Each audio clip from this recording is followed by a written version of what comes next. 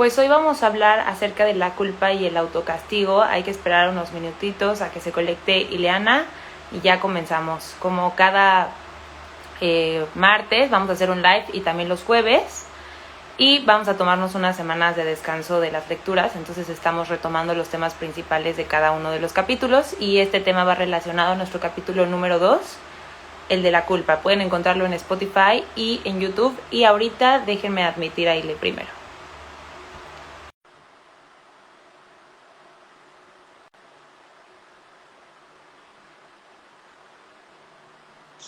Hello. Hola, Hola, ¿cómo hola. estás? Bien, bien, ya lista para hablar de este tema. Pues sí. Pues justo Mendiga estaba... culpa, ¿Eh? ¿Qué de qué? la mendiga culpa. Ah, de la mendiga culpa. Pues justo estaba nada más explicando un poco que vamos a tomarnos un descanso estas semanas de las lecturas y que vamos a retomar cada uno de los capítulos y que lo pueden encontrar en Spotify y en YouTube. Y bueno, para empezar, ¿qué es la culpa? La culpa es el peor verdugo del ser humano. Eso es un verdugo que vive en nuestra mente, que aparte nos los van implantando desde que somos pequeños, pero todavía no nos vamos a adelantar. La culpa es la reacción que tiene el cuerpo hacia un sistema de creencias y también hacia el miedo. Cuando tú tienes miedo a ser juzgado o tienes miedo a no encajar o tienes miedo a la reacción de la otra persona, sientes culpa, ¿no? Entonces la culpa se puede trascender haciéndote consciente de que no deberíamos de sentirnos culpables, deberíamos de tomar acción sobre las cosas, ¿no? La culpa existe, la función biológica de la culpa es darte cuenta cuando te equivocas para hacerlo diferente, pero no para martirizarte el resto de tu vida. Y pues tú, Ile, nos vas a compartir un poco de cómo se desarrolla la culpa. Yo había escuchado y leído, y me hace bastante sentido, que durante la infancia nos van implantando un sistema de creencias donde te tienes que comportar cuando vas a casa de tu tía, te dicen, oye, pues arréglate porque qué va a pensar la gente, los trapos sucios se lavan en casa. Entonces nos vamos sintiendo culpables de hacer que los demás no nos quieran o de que si no me porto a la medida me van a castigar, ¿no? Entonces creo, desde lo que he leído, que así funciona. ¿Tú qué nos podrías compartir? Pues fíjate que andando un poquito en esto que mencionas de la culpa y la biología, el libro de la culpa menciona que esta emoción proviene del miedo, o sea, como tal proviene del miedo. Pero una de las razones esenciales por las cuales se hacía sentir culpable a los otros o se siente la culpa es como porque en esa época en la que vivían en tribus o ya sabes, en villas, se supone que si tú querías irte a cruzar la frontera, agarrar un barco e irte, el hecho de sentir culpa y decir, no, pero es que aquí me necesitan, es que entre todos nos cuidamos, vamos a ser menos, vamos a ser presa fácil, hacía que de alguna forma el que quisiera ser el independiente, la oveja negra de la familia y salir, tuviera todo el camino de la aventura de decir, es que no los puedo dejar. Entonces esto hacía la culpa esencialmente que permanecieran siempre unidos. Y por eso nos damos mucha cuenta que cuando, por ejemplo, son generaciones de abogados todos, 3 generaciones de abogados, y la persona, el nieto, el bisnieto quiere ser, eh, no sé, ingeniero, quiere ser dedicado a la botánica o algo así, hay esta culpa de, aunque ya no vivimos así como en tribus y en conjuntos, si hay esta sensación de voy a dejarlos, no voy a cumplir con el propósito o la misión de la familia. Y ahora hablando de, ya saben, todo regresa al principio, al origen, a nuestra infancia. Pues la desvalorización, como siempre mencionamos, proviene de, pues, esto de no sentirnos valorados, ¿no? Y si en nuestros primeros años nosotros aprendemos de que hay que ser, se llama el síndrome de la niña buena, ¿no? Ya sabes, llega alguien a comer y lo mejor para la visita, ¿no? Y te cae mal tu primita, Ginesa, ay, sí. Pero te dice, pobrecita, juega con ella aunque te tire los juguetes en la cara. No, esto no es cierto, es broma.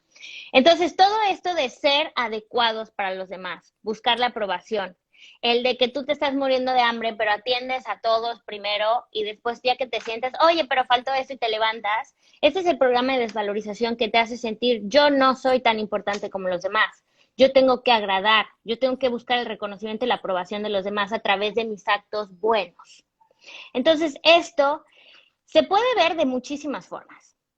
Desde un no me puedo sentar a descansar, o ya trabajé toda la semana y quiero ver una película, no quiero que nadie me moleste, pero estás viendo la película y estás pensando, debería estar haciendo algo.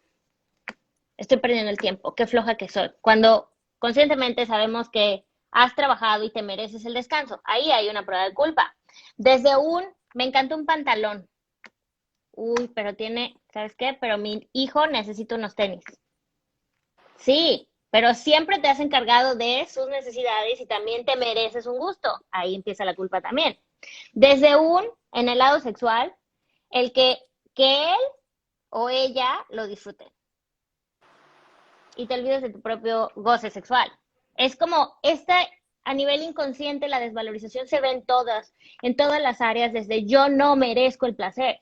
Y el placer puede ser desde estar sentada, sin hacer nada y que te atiendan y disfrutarlo, disfrutar tus alimentos, desde tu goce sexual. Entonces, esto obviamente creo que viene mucho de transgeneracionalmente de todas estas mujeres que eran sacrificadas, sumisas y que entendían que el amor es sacrificio. Y hablando epigenéticamente de toda esta información que heredamos, pues si muchas generaciones atrás eso era lo que se hacía, que ahorita ya estamos como en una revolución de esto de dar y recibir es camino de doble vía y merecemos también, se ha ido modificando, pero sí, muchas de las cosas son creencias arraigadas y el simple hecho de observar a una abuelita, a tu mamá, cómo es de que primero el hombre o primero hay que hacer esto o que se olvidara de sí misma, te hace entender que tú también deberías de poner a otros como prioridad.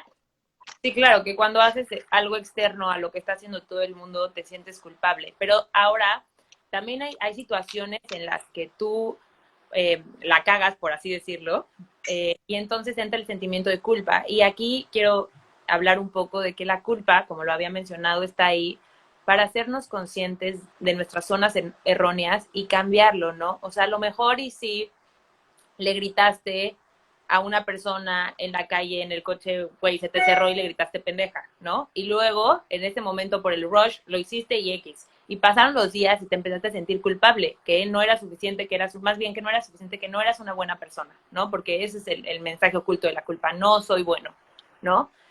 Y a lo que tú dices, la culpa va relacionada a nuestro sistema de autoestima, porque creemos que todo lo que hacemos, todo lo que decimos, nos puede o dar valor, cuando no entendemos que simplemente por existir ya valemos, ¿no? O sea, no es como que, ay, bueno, le gritó pendeja a alguien en la calle y ahora tiene menos derecho de vivir, pues no funciona así, ¿no? Al final del día, la culpa está ahí, ese sentimiento de sentirme malo está para que yo no lo vuelva a hacer y sea consciente de lo que hice y lo transmute y ahora me porte con mi cerebro mucho más consciente, ¿no? Y las áreas, quiero entrar a este tema, las áreas donde se refleja la culpa, justo estaba tomando un curso, antes de empezar el live, sobre pareja, y ahí hablaban que la incapacidad de volver a encontrar una pareja viene de la culpa de la primera pareja al dejarte ir o tú dejarlo ir. Entonces, que conforme vas cambiando de pareja, el vínculo se va haciendo menor y el amor crece. Porque el vínculo es lo que te apega. El vínculo lo entendemos en constelaciones familiares como relación a la pareja, como esta parte de qué tanto me va a doler dejarte ir. Y entonces, conforme vas cambiando de pareja, si no sanaste el primero, tú sientes que si la persona, por más que tú la ames, pero no siente miedo a perderte, entonces no te ama. Y eso no está correlacionado, ¿sabes? O sea, yo puedo amarte muchísimo, puede ser el amor de mi vida, pero eso no quiere decir que tenga una incapacidad para dejarte ir, ¿no? Entonces hablaban de que viene de ahí, ¿no? Y eso me voló la mente. Y también cómo el autocastigo, o sea, la culpa a largo plazo se vuelve autocastigo y autoboicot. Y tú eres la experta en eso. Platícanos un poquito. Pues fíjate que hay dos tipos de personas. Las personas que siempre culpan a los demás, se le llama locus de control externo. O sea, si a mí algo me pasa, es que fue culpa de la maestra, es que fue culpa de mi mamá, es que fue culpa de mi esposo. O sea, siempre están viendo la culpa hacia los demás. Es una percepción y obviamente es la más fácil, es el atajo, porque es más fácil ver el error que comete el otro, lo que está haciendo mal, que verse a uno mismo, ¿no? Y la segunda es las personas que siempre se culpabilizan. Que si llovió, ay, es que es mi culpa porque yo no hice los planes ni chequé. O sea, cosas que no están en su control, pero se lo adjudican. Obviamente, esto es locus de control interno. Ninguna de las dos es correcta, porque estás en un extremo opuesto. La primera es, estás en total inmadurez, como un niñito, como decir, un niño pequeño siempre depende de los demás. Que si quiero ir a la tiendita, que si quiero ponerme este pantaloncito, mamá, puedo. O sea, es siempre hacia los demás. Y lo mismo pasa con estas personas que aunque sean adultas, recordemos que a nivel inconsciente, pues siguen en esta inmadurez de que todos los demás se tienen la culpa. Cuando diste el ejemplo del carro, ¿no? Le gritaste pendeja y luego te arrepentiste y dijiste chispas. O sea, ahí ves, o sería en este ejemplo de que es una persona que, como todos, cometemos errores, pero si hay esta consciente decir, lo pude haber hecho mejor. Lo veo, me cuestiono y lo hago diferente. Entonces hay que buscar el equilibrio y el reconocer que la persona realmente madura emocionalmente, que está en la posición ante la vida de adulto, siempre va a entender que somos corresponsables. Y acepta la consecuencia, eso se me faltó decir. Exactamente, exactamente. Y la cagué y no me voy a culpar, lo que voy a hacer es aceptar la consecuencia. Sí, fui y maté a alguien. No me voy a sentir culpable toda la vida, pero sí me voy a hacer responsable de ir a la cárcel, ¿no? Y tratar de hacerlo diferente. O sea. Bueno, tú conoces Tere Díaz Sendra, ¿no? En el tema de que ella habla mucho de la infidelidad y etc. Dice, o sea, si vas a jugarle es como los grandes, como adulto, aceptando las consecuencias de tus actos. Aquí no es de, ay, es que tú me descuidaste, es que tú, eso sería el locus externo. La inmadurez de siempre culpar a los demás. Y bueno, formas de autocastigo. Por ejemplo, yo he visto casos en la que, por ejemplo, personas que se han dedicado a trabajar toda su vida, ¿no? Y pues están en esto de que, ¿cómo se llaman? Les dan pensión, dejan de trabajar. Jubilados. Se jubilan, la palabra se jubilan. Se jubilan y de repente, pues ya no están corriendo, que los hijos ya son grandes, ya se fueron a la universidad. Entonces hay una culpa de no estar haciendo nada, que de repente le sale unas reacciones en la piel, pero justamente lo que es cadera, le llamamos pompis, los glúteos y las piernas. Y entonces, pues ya sabes, en la biodecodificación es desde cuándo y cuándo fue la primera vez que sentiste la erupción y la rasquera y demás. Y dice, pues porque me levanté tarde, he estado durmiendo más de lo común y ahora me siento viendo el jardín y tejo, pero me siento por horas. Y entonces el autocastigo o esto de la reacción ahora de no deberías de estar sentada. Sí, claro. Exactamente. Autocastigo también, y esto viene con la programación, ¿no? Si yo me han entrenado, me han educado para servir a los demás, ser dador, está a nivel inconsciente la programación, de desvalorización de yo no merezco. Entonces, como autoprofecía cumplida, cuando me regalen, oye, rifa, te ganaste cierto premio. Uy, me rompí el pie, ya no voy a poder ir. O sea, estas oportunidades y bendiciones que te da la vida, que te está diciendo a través de otro, mereces descansar, mereces ver por ti, mereces consentirte, apapacharte, algo pasa. Ejemplo, me compro un carro. Llevaba años con el carro jodido. A la primera, saliendo de la agencia, lo choco. O sea, no puede ser. Es este autocastigo y esta creencia de tú no mereces. Los demás pueden gozar, pero tú no. Te digo esto en alguna... Empezando a trabajar, me compré pues varios relojes porque me encantan los relojes, ¿no?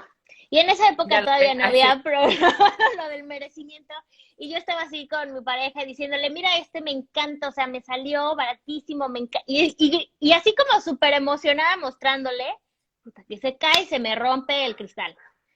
Y entonces ahí fue una de las primeras veces que dije, claro, o sea, como nunca antes habías gastado, por decirlo así, comprado algo, más allá del presupuesto que antes tenías, es como esta culpa de, uy, no, debería de haber hecho otra cosa, debí de haberlo ahorrado. Entonces, es esto que yo siempre le comento a mis amigos, cuando hacen alguna compra, se la merecen, o sea, que lo disfruten, que no lo cuestionen, porque al final puedes terminar autocastigándote y que se te pierde, que se te rompe, etc. Por decir un ejemplo. Sí, claro, es que creo que al final del día la función de las creencias es darnos cuenta del efecto espejo, ¿no? Todo lo que traes en la mente, la sociedad lo único que hace es reflejártelo. Y obviamente si no me siento merecedor de tal cosa, va a venir el universo a quitármelo o alrededor de mí las personas que manden me van a hacer sentir que no es cierto, o sea, que no lo merezco, ¿no? O la situación, se me cae el reloj, o sea, amo este reloj, conscientemente yo lo quiero, pero inconscientemente me están diciendo no te lo mereces, ¿no? Sí. Entonces a mí también me pasó algo parecido cuando yo empecé mi empresa, pues tenía 18 años y tener acceso a esas cantidades de dinero, o sea, tampoco era que eran muchas, pero para una niña de 18 años una libertad financiera según yo no me sentía culpable y ahora que lo veo años después, digo, claro, me sentía culpable y entonces todo el dinero me lo gastaba en mi familia, sin que me lo pidieran. Es el cumpleaños de Juanito, bueno, pues está el viaje a tal lugar, ¿no? Ah, bueno, pues es el Día de las Madres, bueno, pues voy a comprar las bolsas más caras para todos, ¿me explico? Sí. Pero yo no me compraba nada. Y cuando Fíjate que, haces el cambio, uh-huh. ay, perdón que te interrumpa para terminar la emoción, la idea, es que cuando haces el cambio, empezar a reconocerte y dejar de lado la culpa, a ser, a tener y a mostrarte cómo eres, la sociedad te pone a prueba porque te empiezan a juzgar y tú tienes que trascender eso, como sí, claro, o sea, porque te dicen es que eres un egoísta, es que no sé qué, y no soy egoísta, pero a ver, mi trabajo me costó comprarme esto, no soy presumida, mi trabajo me costó, entonces es como que cuando trasciendes el qué dirán, es cuando realmente cambias la creencia, porque la creencia te dice que importa lo que los demás digan de ti y lo que los demás sientan por ti. Entonces, cuando trasciendes Sí. eso es cuando realmente hiciste un cambio de conciencia. Fíjate que, tal como lo estás mencionando, uno de los mecanismos en los que se presenta la culpa es también la compensación. Y lo podemos ver, por ejemplo, en estas mujeres trabajadoras que, pues obviamente, por la jornada laboral o por ser la proveedora en casa, siente esta culpa de no poder estar con sus hijos. Entonces, la compensación es en sí cuando yo siento una sensación de deuda. Por ejemplo, eh, mamá que está fuera de casa por trabajo y siente mucha culpa y por eso llena de le compra y le da y se vuelve hasta un tanto permisiva en conductas disfuncionales y erróneas, ¿no? Que Y no pudiera puede tener poner sus hijos. límites por la culpa que... Exactamente. Compensación es, me cae re mal mi madrastra, ¿no? Y tengo pensamientos negativos. Pero como siento esta sensación de deuda y qué mala persona que soy, que no me cae bien, ahí ando lamiendo botas. Soy Y es aquí incongruente lo con que, mis emociones. exactamente, y es aquí cuando tú sabes, o sea, se siente la hipocresía, se siente que algo no anda bien, porque es un sistema de compensación. Y así muchas cosas, ¿no? Entonces, una de las cosas que quisiera decir como para cuestionar es de dónde viene la culpa. ¿Por qué, por ejemplo, por qué no puedo acostarme todo el fin de semana a ver una película y no hacer nada? ¿De dónde viene esto? Ah, pues es que de niña todos se paraban súper temprano y te levantaban y te regañaban cada vez que te veían sentado sin hacer nada. Ah, bueno, esta desvalorización y esta sensación de no puedo disfrutar del placer no es mía, es de alguien más. Y ahí es como, a ver, ¿esto es mío? No, no, fue enseñado y viene de tal porque esto decía, ah, ok. Entonces, cuestionar siempre nos va a ayudar a reconocer qué es mío y qué no. Recordemos que la sanación es libertad. Libertad para hacer las cosas que yo quiero como quiero. Y Libertad para para hacer las cosas diferentes. Entonces, cuando yo me doy cuenta de esto, esto no es mío y ya no, el mundo en el que ellas vivieron o ellos vivieron ya no existe. Y ahí es como ir eliminando. Otra de las cosas que yo me he dado cuenta en lo personal de la culpa es que cuando sientes culpa es porque estás viviendo en el pasado, pensando, lo pude haber hecho mejor. Cuando ahora, en el presente, si estás realmente en el presente, es bueno, en ese momento no lo sabía. No pude haberlo hecho Sí, claro, diferente hice lo porque mejor que pude con los recursos que tenía. Eso es súper importante, es un paso importante para sanar la culpa. y también Reconocer. es, si está muy en el futuro, las consecuencias de los actos y los resultados, y te imaginas lo peor. Cuando estás en el presente, estás en no me culpo, aprendo. Y es este poder que tenemos para manifestar y cambiar las cosas, de decir, si hoy aprendo y modifico mi conciencia, ¿qué dice un curso de milagros? O sea, creo que puedo elegir diferente con el simple hecho de cambio de actitud. Ya no esto de va a venir aquí Dios y me va a castigar y me va a mandar al infierno. Haces una modificación a niveles tan profundos que lo que proviene después de esa toma de conciencia es mucho más amoroso. Ya no tienes que toparte contra la pared, ya no tiene que haber el sufrimiento, ni el desgaste, ni el ataque, porque tú misma estás siendo compasiva. Y física cuántica, el observador afecta al observado. Si yo cambio mi percepción de mis actos, no como decir, ay, culpa del otro, sino amorosamente decir, no me culpo, aprendo, esto no me define, esto no me limita, al contrario, me hace mejor persona, con eso van a cambiar las cosas. Sí, claro. Creo que a mí cuando leí específicamente este libro me encantó porque tiene una mezcla entre algo holístico y aparte algo de raciocinio. Y la autora invitaba a que hicieras ejercicios conscientes sobre recordar de qué te has sentido culpable desde que eras niño, ¿no? Y yo dije, ay, pues de nada. Y al hacer el ejercicio me di cuenta de cosas que me hacían sentir culpable que habían pasado en el kinder y que habían formado mi sistema de creencias. Y ir observando cada una y ella decía, cada una la vas observando, o sea, haces tu lista y cada una te preguntas si realmente hoy el adulto que eres culparía a un niño de eso. Y entonces en automático las pequeñas se sanan y obviamente hay consecuencias más, o sea, hay personas que sienten culpa a situaciones mucho más complejas, ¿no? La pérdida de un hijo, el divorcio, muchas otras cosas. Y yo creo que es un proceso en el que se va transitando y empezar por las pequeñas cosas te da fuerza para seguir caminando y en algún punto darte cuenta que lo que pasó era lo único que pudo haber pasado y que hiciste lo que pudiste con los recursos que tenías en ese momento. Ok, tomaste una decisión y lo único que queda es me hago consciente del daño que pude haber provocado, ¿no? En constelaciones familiares una de las frases que usamos es miro todo el daño que he hecho y me responsabilizo de él.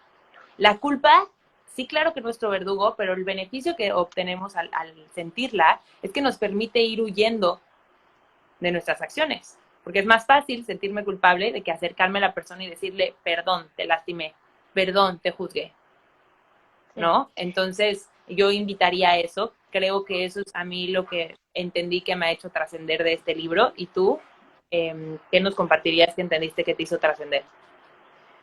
Pues una de las cosas que mencionan en el libro es aceptar. Como tú dices, acepto la responsabilidad de los actos, de lo que hice, el daño que causé, eso es importante, pero también el pedir perdón. Y el pedir perdón, pues mucha gente pensará como, ay, o sea, yo no me voy a arrastrar o yo no voy a decir, ya pasaron años, o sea, y pedir perdón no tiene que ser necesariamente que tú vayas, le escribas o confrontes a la persona, no es necesario.